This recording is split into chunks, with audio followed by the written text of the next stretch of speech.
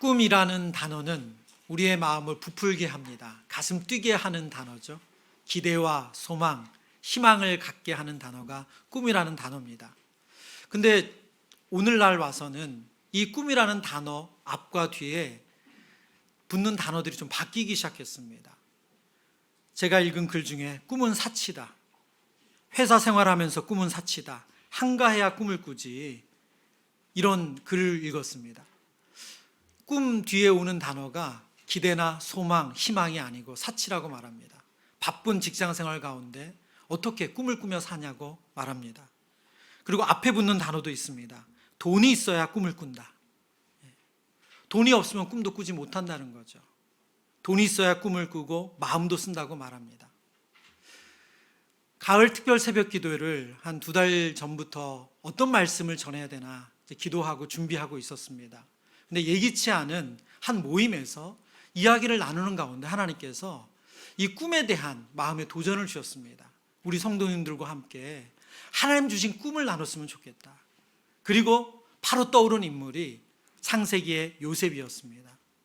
성경에 꿈과 관련된 여러 인물들이 꽤 많습니다. 그런데 요셉은 하나님 주신 꿈이 아니면 그 인생이 해석이 안 돼요. 그래서 창세기의 말씀을 통해서 하나님께서 어떻게 요셉을 하나님의 사람으로 만들어 가셨는지, 그것을 가을 특별 새벽 부흥회 때 우리 성도님들과 나눠야 되겠다 생각을 하게 됐습니다. 우리가 함께 읽은 창세기 50장, 요셉의 인생에 있어서 가장 클라이막스입니다. 왜냐하니까요, 37장에 하나님께서 요셉에게 주셨던 그 꿈 이미지가 있습니다. 형들의 곡식단이 요셉의 곡식당을 향해서 넙죽 엎드려 절하는 그런 꿈이었거든요. 이 꿈 때문에 요셉은 미움을 받고 결국 많은 고난을 겪게 됩니다. 그런데 50장에 보면 형들이 요셉 앞에 엎드려서 절을 하며 용서해달라고 간구하는 그런 장면이 연출이 됩니다. 어떻게 보면 이 꿈이 성취가 된 것이죠. 가장 클라이막스입니다. 그런데 하나님은 눈에 보이는 이 장면보다 더 큰 꿈을 요셉에게 주셨고, 요셉은 그 꿈을 이루어가고 있다는 것을 오늘 본문을 통해서 우리가 확인할 수가 있습니다. 창세기 37장에 17살의 요셉, 하나님 주신 꿈을 받고 그 꿈을 어떻게 이해해야 되고 어떻게 이루어가야 되는지 몰랐던 요셉과 창세기 50장의 요셉은 완전히 다른 사람입니다. 분명 요셉은 외적인 화려한 변화가 있었습니다. 가나안 땅에서 야곱 바로 왕 다음으로 2번째로 아주 권력을 가진 사람이었죠. 그러나 성경을 보면 성경이 주목하는 것은 요셉의 국무총리라는 그의 신분이나 역할에 있지 않습니다. 외적인 변화가 아니라 하나님 주신 꿈을 품고 그가 어떤 하나님의 사람으로 변화되었는지, 그리고 어떻게 하나님께서 그를 통해서 일을 하고 계시는지를 알려주는 것이 성경이 보여주는 핵심입니다. 오늘 그 첫 번째가 하나님의 관점에서 인생을 해석하는 요셉입니다. 하나님이 주신 꿈을 품고 살아가는 인생인 요셉이 하나님의 관점에서 인생을 해석하게 됩니다. 인생은 해석이다, 이런 말씀 들어보셨죠? 자주 우리가 요즘은 듣는 말이죠. 저는 이것을 요즘 이런 단어, 이런 문장으로 바꿔 쓰는 것을 보았습니다. 인생은 사건 중심이 아니고 해석 중심이다.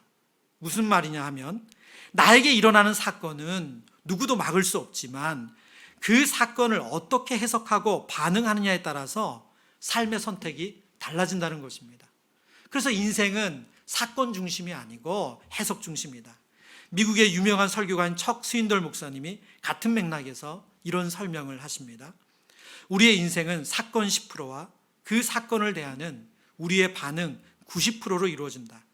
다시 말하면 인생은 사건 그 자체보다 그 삶에 일어난 사건에 대한 우리의 해석에 따라서 결정된다는 것이다. 어떤 상황에 대한 우리의 해석은 긍정적일 수도 있고 부정적일 수도 있는데, 그 해석에 따라서 똑같은 상황이 축복이 되기도 하고 삶에 덫이 될 수도 있다. 특히 불행한 사건에 대한 해석이 더욱 그러한데, 시험과 고난, 아픔과 위기를 어떻게 해석하느냐에 따라 삶의 방향이 달라진다. 척 스윈돌 목사님의 말씀이 우리에게 그렇게 어렵지 않게 이해되는 것은 우리 삶을 보면 실제로 그렇습니다. 나에게 일어난 사건을 내가 어떻게 해석하고 어떻게 받아들였냐에 따라서 우리의 삶의 길이 달라져 왔거든요. 그렇다면 우리의 인생의 해석이 중요하다면 무조건 긍정적으로만 해석하는 것, 그것이 성경이 원하는 인생의 해석일까요? 오늘 하나님의 자녀로서 인생을 어떤 관점에 해석해야 하는지 요셉은 우리에게 그 모델이 되어주는데요. 요셉은 자신의 지나온 인생을 이렇게 해석하고 있습니다. 20절 말씀 우리가 읽었지만 한 번 더 읽어보겠습니다. 같이 읽죠. 당신들은 나를 헤아려 하였으나 하나님은 그것을 선으로 바꾸사 오늘과 같이 많은 백성의 생명을 구원하게 하시려 하셨나니. 오늘 이 말씀을 보면 지금 지나온 요셉의 인생을 요셉은 어떤 관점으로 보고 있습니까? 하나님의 관점으로 보고 있어요. 자신에게 이익이 되었느냐 손해가 되었느냐가 아니고요. 그게 아니고 하나님의 관점으로 자신의 인생을 해석하고 있습니다. 당신들은 나를 헤아려 하였으나 하나님은 그것을 선으로 바꾸셨대요. 요셉의 인생을 우리가 내일부터 이제 차근히 살피겠지만 요셉이 겪은 일을 생각해 보면 요셉의 이 말은 정말로 쉽지 않습니다. 요셉이 당한 것, 겪은 것을 생각한다면 당신들은 나를 헤아려 하였으나 하나님은 이것을 선으로 바꿨다. 사실은 이 말은 너무너무 그 내면 안에서 갈등을 일으킬 수밖에 없는 말이에요. 요셉은 17살 나이에 형들의 미움을 받았습니다. 그리고 요셉이 오는 것을 보고 형들이 말합니다. 저 꿈꾸는 애가 온다. 그리고 나서 형들이 사례를 모의합니다. 그리고 죽이려고 그를 마른 웅덩이에 던지죠. 형 중에 유다가 그래도 우리가 형제인데 동생 죽여봐야 우리가 무슨 도움이 되겠냐. 그리고 미디안 상인들에게 동생을 팝니다. 노예로 팔려가죠. 전혀 다른 문화, 전혀 다른 언어의 노예가 되어서 열심히 일을 하는데 강간미수범이 되어서 이제는 감옥에 들어갑니다. 감옥에서도 그가 가지고 있는 성실과 그리고 하나님의 은혜로 왕의 신하의 꿈까지 해석해 주면서 당신이 다시 관직에 오르면 나를 꼭 기억해 달라고. 나는 억울하게 지금 이곳에 있다고. 그런 시간을 수년을 보냈는데도 그 왕의 신하는 그를 기억하지 않습니다. 이 모든 것의 출발이 무엇입니까? 형들이 죽이려고 한 거예요. 형들이 그를 죽이려고 모의했고 그를 노예로 판 거예요. 당신들은 나를 헤아려 하였으나, 이 말이 어떻게 그렇게 쉽게 나옵니까? 하나님이 이것을 선으로 바꿨다. 이게 어떻게 그렇게 쉬운 말이에요? 너무너무 억울하고 분통이 터지고 정말 저주를 해도 전혀 이상하지 않죠. 그런데 지금 요셉은 자신의 지나온 인생을 당신들은 나를 헤아려 하였으나 하나님은 그것을 선으로 바꾸었다. 자신의 관점이 아니라 하나님의 관점에서 지나온 인생을 해석하고 있습니다. 우리가 잘 쓰는 말 중에 이런 말 있죠. 잘 되면 누구 탓입니까? 내 탓이죠. 안 되면 남 탓이에요. 예. 이것을 어려운 말로 귀인 요인 이렇게 얘기하더라고요. 그러니까 말하자면 좋은 거는 다 내적인 요인이라는 거예요.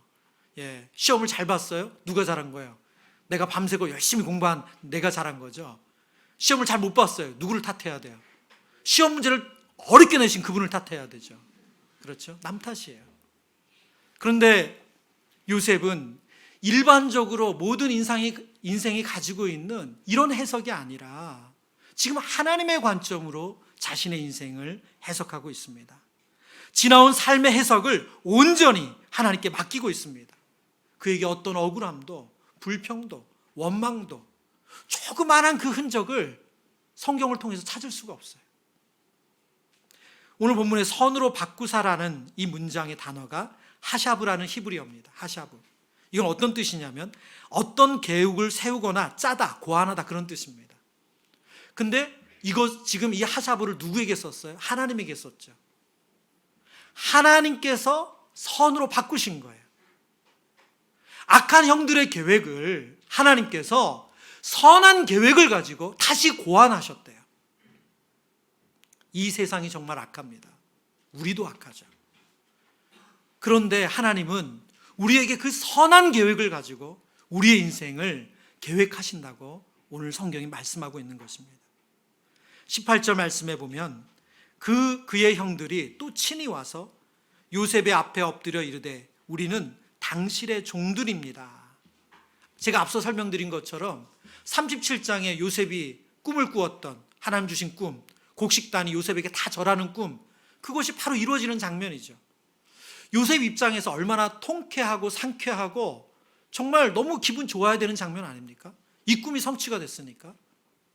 근데 여러분, 창세기 50장을 자세히 살펴보세요. 요셉은 형들이 그렇게 하는 것에 대해서 기뻐하거나 감사하거나 그럼 그렇지 이런 반응이 전혀 없어요. 오히려 정반대입니다. 분위기가 정반대예요. 형들이 그렇게 하는 것이 너무 안쓰럽고 안타깝고 이것을 자연스럽게 여기질 않아요. 여러분, 어떻게 이게 가능할까요? 요셉이 말한 그대로 당신들은 나를 해하려 하였으나 요셉은 거기에 머물러 있는 사람이 아니에요. 자신의 인생의 해석이 하나님의 선한 계획 가운데 완전히 바뀌었어요. 그래서 형들이 자신 앞에 엎드려서 죄를 용서를 구하고 우리는 당신의 종이라고 고백하는데 그것을 보고 조금도 요동하지 않습니다. 20절 말씀입니다. 우리 한 번 더 같이 읽어보겠습니다. 당신들은 나를 헤아려 하였으나 하나님은 그것을 선으로 바꾸사 오늘과 같이 많은 백성의 생명을 구원하게 하시려 하셨나니. 아멘. 제가 강조점을 바꿔서 읽었죠. 네, 뒤로 바꿨습니다. 오늘과 같이 많은 백성의 생명을 구원하게 하시려 하셨나니. 요셉은 자신의 인생을 하나님의 계획, 하나님이 고안하신 계획, 하나님이 주신 꿈의 관점에서 자신의 인생을 보기 시작했습니다.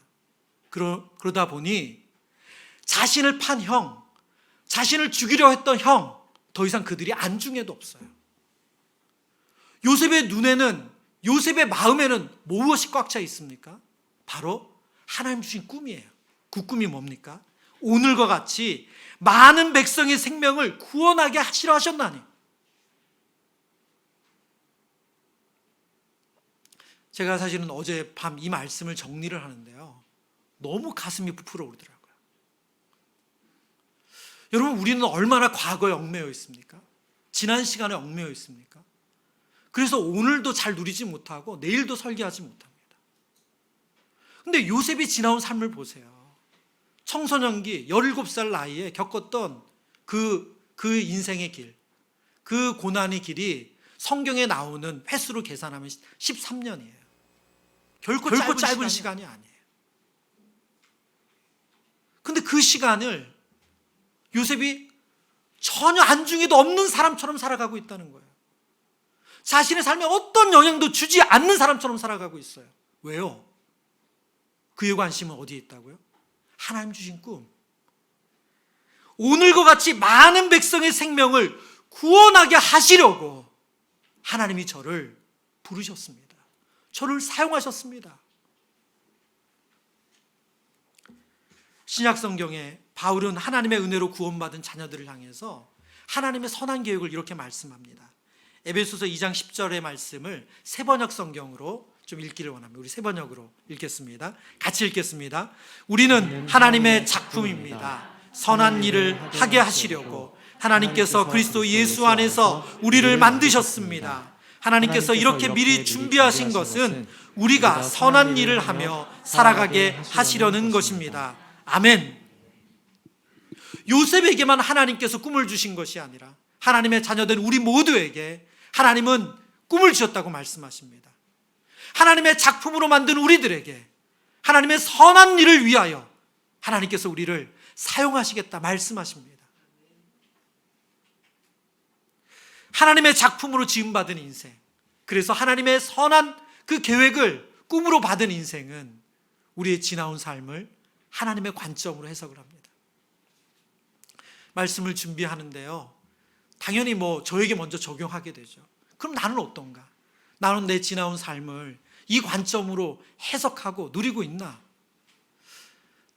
근데 정말 너무나도 선명하게 떠오르는 시간들이 있었습니다. 제가 분당우리교회 부교육자로 부임하기 전에 그 이전 3년 동안 지금 저희 교회와 비슷한 상황의 분립개척교회에 제가 전임 목사로 같이 사역을 시작했습니다. 어떻게 보면 천성빈 전 강도사님이랑 비슷한 거죠. 예. 그래서 그 개척을 준비했던 목사님과 함께 장소를 얻는 것부터 CI를 만들고 교회 이름을 정하고 정말 하나부터 열까지 같이 다 준비를 하며 3년 동안 개척을 했거든요. 근데 그 시간이 저에게 사실 너무 힘들었어요.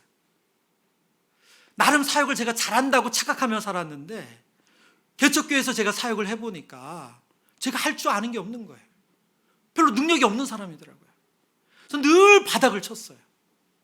그래서 너무 힘든 시간을 제가 그 시간 보냈습니다. 그래서 제가 분당 우리 교회로 부임했을 때 교회 개척의 기역자도 생각하지 않았어요. 내 인생에 이제 그건 없다. 사실 그런 마음을 가지고 그 교회에 부임을 했어요. 지난 4월 17일 이후 교회를 개척하고 이제 6개월, 만 6개월이 지났는데요. 이렇게 저희가 사역을 쭉 교회 사역을 진행되어 오는데 여러 성도님들이 저희 그런 말씀하셨어요. 목사님, 저희 교회 개척교회 맞죠? 근데 왜 뭐가 이렇게 다 돼요? 뭐 시간이 되면 세례식도 하고, 그리고 뭐 아이들 또 뭐 한다 그러면 이것도 하고, 또 새생명 축제도 하고, 어떻게 이게 이렇게 그냥 다 그냥 기존에 했던 것처럼 이렇게 술술 되냐고 하시더라고요.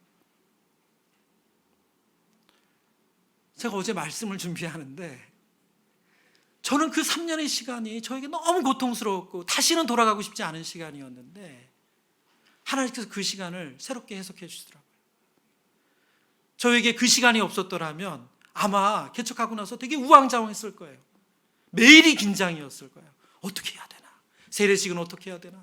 어제 밤에도 우리 여러 교육자들이 세례식 때 하시는 멘트 있으면 알려주세요. 우리 분리개척 목사님들이 저희 했잖아요. 자신 있게 드렸죠. 네, 쓰라고 이렇게. 네. 그런데 지나온 시간을 보니까 제가 왜 당황하지 않고 놀라지 않고 긴장하지 않고 이렇게 그냥 하나씩 갈 수 있나? 바로 그 지난 3년 동안 전 너무 힘들고 아프고 다시 돌아가고 싶지 않은 시간이었지만 그 시간 통해서 교회 개척은 이런 거지. 이때 가면 이런 게 있어. 이런 일이 생길 수 있어. 하나님이 그런 마음에 준비를 시키셨고 그것을 볼 수 있는 눈을 주셨더라고요. 가장 큰 것이 무엇이냐면요, 모든 것을 감사로 받는다는 거예요. 저는 우리 성도님들하고 매주 이렇게 예배 드리는 게 너무 큰 감사입니다. 오늘날 교회 개척은 정말 너무 어려운 시대예요. 저희가 이런 공동체를 이루고 있다는 것은 하나님 주신 기적이고 은혜예요. 그래서 매일이 감사해요. 하나님 주신 꿈으로 우리의 인생을 돌아보면 하나님의 관점으로 인생을 재해석하게 됩니다. 여러분의 지나온 삶을 하나님의 관점으로 해석하시는 그런 은혜가 있기를 축원합니다. 두 번째, 하나님 주신 꿈을 품고 사는 인생은 하나님과 사람들에게 충성하는 사람입니다. 요셉은 말 그대로 입신양명한 사람이에요. 자신의 뜻을 이룬 사람이에요. 유명해진 사람이죠. 이제 누구도 요셉 앞에 함부로 할 수 있는 사람이 없습니다. 애굽에, 그 대제국의 애굽에 바로왕 한 사람밖에 없어요. 그런 요셉. 그런데 오늘 본문에 보면 요셉은 정말로 겸손하고 그 처음 마음을 지금까지 그대로 유지한 사람이에요. 오늘 본문 19절 말씀 볼까요? 요셉이 그들에게 이르되 두려워하지 마소서, 내가 하나님을 대신하리이까. 요셉의 형들이 넙죽 엎드리면서 우리를 용서해달라고 말할 때 요셉이 뭐라고 말합니까? 내가 하나님을 대신하리이까. 나는 당신들을 심판할 권한, 그런 거 없다는 거예요. 하나님 나에게 그런 권한 주신 적 없다는 거예요. 여러분, 애굽의 국무총리로서 야곱의 일가 애굽에서 내쫓는 것쯤 일도 아닐 거예요. 아니, 그들을 다 죽이는 것도 아마 어떤 명분을 갖다 붙여서 할 수 있는 그런 권력자가 요셉입니다. 근데 뭐라고요? 내가 하나님을 대신하리이까. 요셉이 충성하는 대상은 하나님이에요. 그것이 전혀 바뀌지 않습니다. 창세기 45장에 요셉이 형들을 처음 만났을 때 한 내용입니다.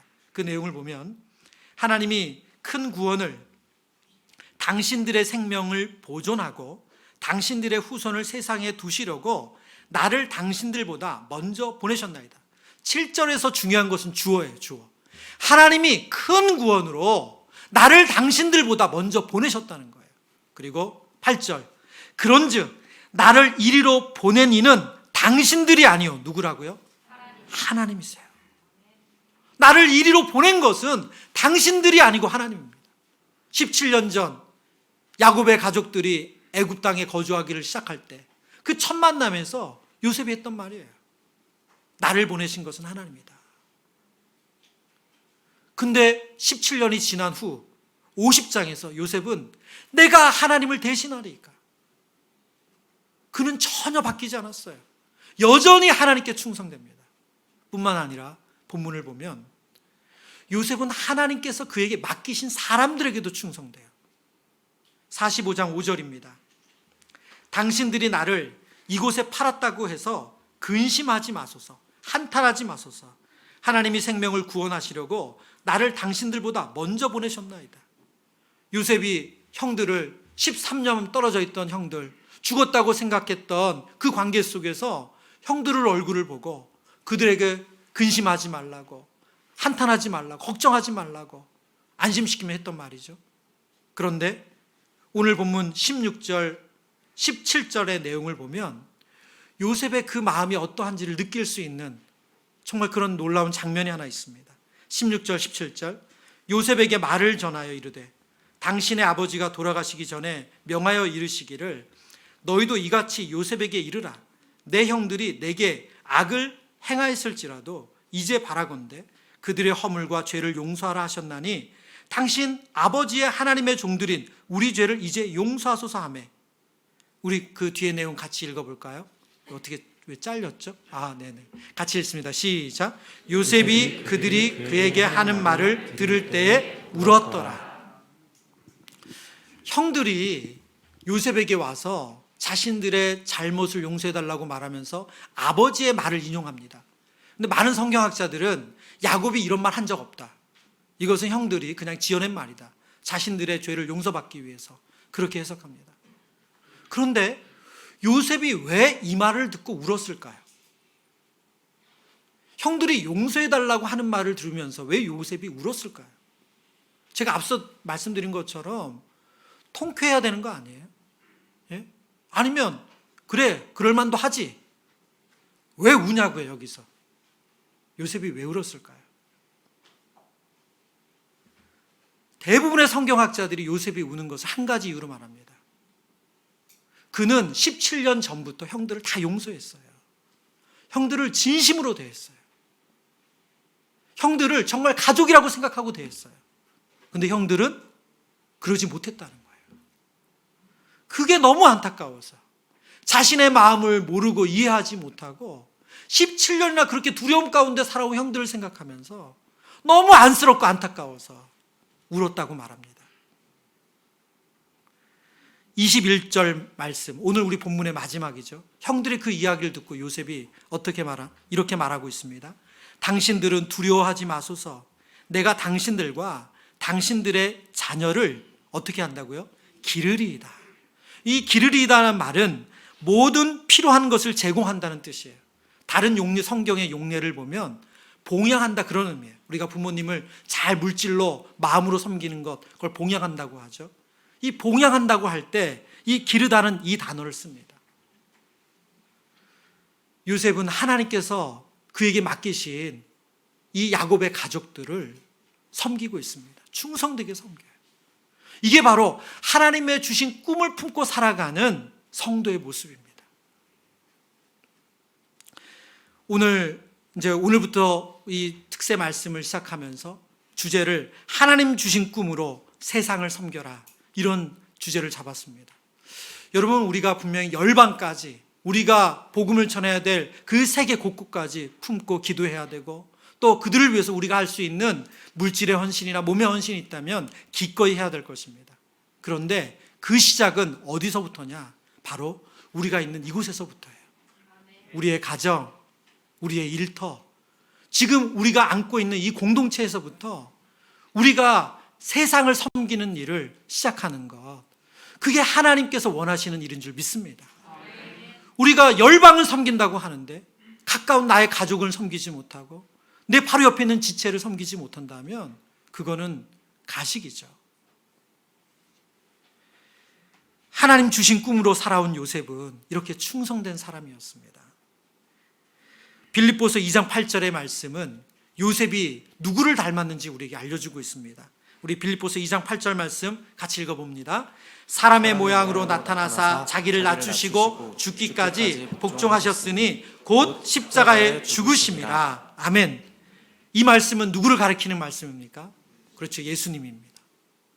죽기까지 복종하신 예수님.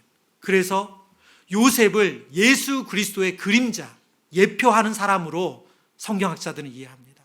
어떤 모습 때문에요? 바로 이렇게 하나님께 전적으로 충성된 모습 때문에, 하나님께서 맡겨주신 사람들에게 충성된 모습 때문에 성경은 요셉을 그리스도의 그림자다 이야기합니다. 하나님께서 저와 여러분에게 하나님 주신 꿈이 있습니다. 이번 특세 기간에 저는 어떤 꿈이 있는지 몰라요. 그런 분이 계시다면 말씀 가운데, 기도 가운데 하나님 주시는 그 꿈을 여러분 깨닫는 은혜가 있기를 축원합니다. 제가 오늘 임내송 하면서 하나님께서 저에게 정말 아주 구체적인 꿈을 하나 주셨어요. 나중에 고백을 할 겁니다.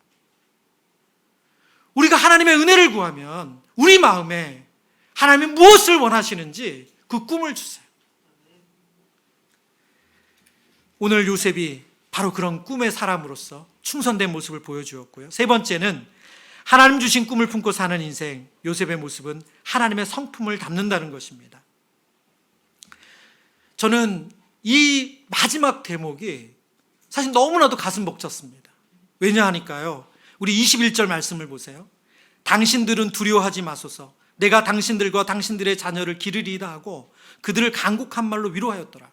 제가 강조를 두 군데 했는데요. 두려워하지 마소서. 오늘 본문에 보면 요셉은 두려워하지 말라는 말을 두 번이나 합니다. 형들에게. 형님들 두려워하지 마세요. 두려워하지 마세요. 그에게 종이 되겠다고 용서해달라고 하는 그들을 안심시켜요.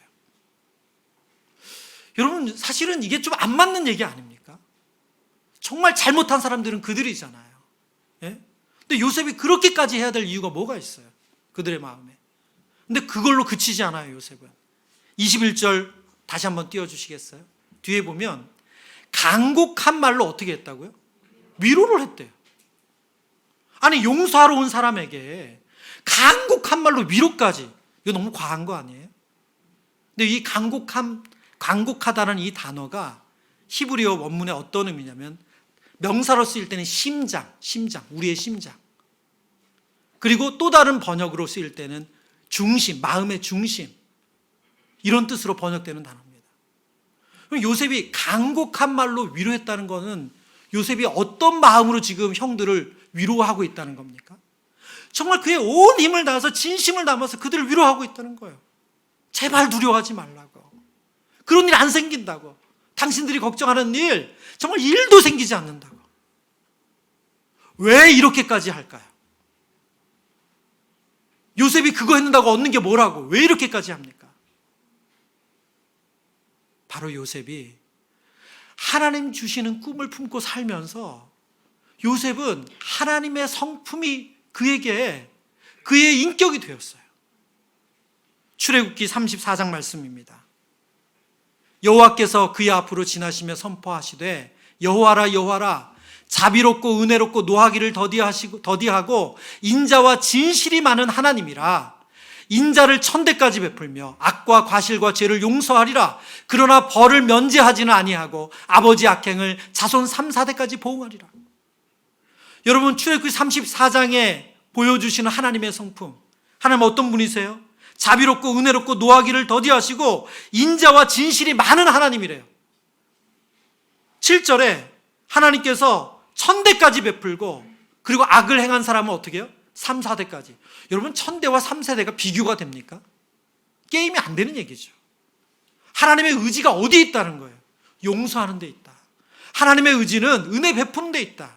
자비를 베푸는 데 있다는 거예요. 지금 요셉의 모습이 이해가 됐어요. 왜 형들에게 사과하고 용서를 구하는 그들에게 두려워하지 말라고 말하고 정말 자신의 심장을, 마음의 중심을 다 짜내서 그들을 간곡히 위로를 할까요? 그게 하나님 마음이기 때문이에요. 여러분, 하나님 주시는 꿈이 있으면 그 인생은 하나님의 성품을 담게 됩니다. 말씀을 준비하면서 비저너리, 이런 말씀 들어봤죠. 비저너리. 여러분, 하나님 주시는 비저너리는 사람을 도구로 쓰는 사람이 아니에요. 그건 야심이죠, 야심. 아주 그럴싸하고 멋진 그런 슬로건을 걸고 그것을 이루기 위해서, 대를 위해서 소를 희생한다 할 수 있는 것, 그것은 하나님 주신 꿈이 아닙니다. 하나님 그런 식으로 일하지 않으세요. 하나님 주신 꿈을 품은 사람은 하나님의 성품을 담습니다. 자신의 뜻을 이루기 위해 사람을 희생시키는 일을 하지 않아요. 오늘 요셉이 그것을 보여줍니다. 말씀을 정리합니다. 한 주간 요셉의 생애를 통해서 하나님이 꿈을 주시고 그 꿈을 이루어 가시는 일들을 우리가 확인할 거예요. 이제 내일 확인하시겠지만 요셉이 그렇게 특별한 인간이 아니에요. 저희랑 별반 다르지 않아요. 개봉박두. 네. 그래서 똑같습니다. 그런데 하나님께서 어떻게 그 요셉을 꿈의 사람으로, 그래서 하나님께 충성된 사람으로, 자신의 인생을 하나님의 관점으로 해석하는 인생으로, 그리고 하나님의 성품을 닮은 인생으로 바꿔가셨는지를 확인하는 은혜가 있기를 축원합니다. 우리 함께 원하고 바라고 기도합니다. 우리 이 찬양 하나님께 올려드리며, 오늘 이 찬양 가사는 오늘 창세기 50장의 요셉을 사실 그대로 담고 있습니다. 그가 꿈을 하나님 앞에 받고서 그 꿈이 이루어지기까지 오늘과 같이 내가 많은 사람의 생명을 구원하려고 하나님 나를 사용하신다, 이게 이루기까지 그가 어떻게 기도하고 왔을까, 어떤 기도를 드렸을까, 오늘 찬양의 가사 가운데 그대로 담겨져 있습니다. 우리 그 마음을 가지고 함께 찬양합니다.